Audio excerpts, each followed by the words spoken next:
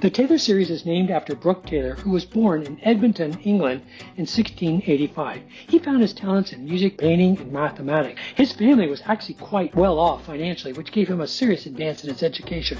Check out his home in Byford Park. Can you imagine? We could all study math if we lived in a house like that. And if not for the house, how many people do you know have a painting of themselves hanging in the National Portrait Gallery of London? As a mathematician, Brook Taylor studied the power series, which is defined as an infinite sum of powers as shown here. A simple example of a power series is shown here with all the leading constants are set to 1. What makes a power series interesting is that a power series can represent another function under the right circumstance. For example, our simple power series is equal to the function 1 over 1 minus x. You could ask the question, why do we want to transform our functions into a power series? Well, the answer is simple. Power series is really easy to understand. This idea to work with power series dates back to the 14th century when an Indian mathematician, Madhava, discovered a power series for several functions, including the sine function, cosine, and arctangent. We need to find the power series for any function, not just the few he discovered. So now we fast forward 400 years to the year 1715.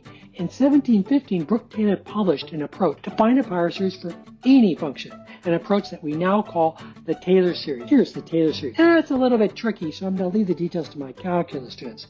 On the other hand, it is important to note that the Taylor series depends on an infinite sequence of derivatives for a function. Fortunately, Isaac Newton had co-discovered calculus 50 years earlier in 1665, including how to find the derivative. Remember who Isaac Newton was? Yeah, he's the mathematician who was sitting under an apple tree when he came up with this theory of gravity. Thankfully, Isaac Newton discovered calculus, which gave Brook Taylor the advantage to discover his Taylor series.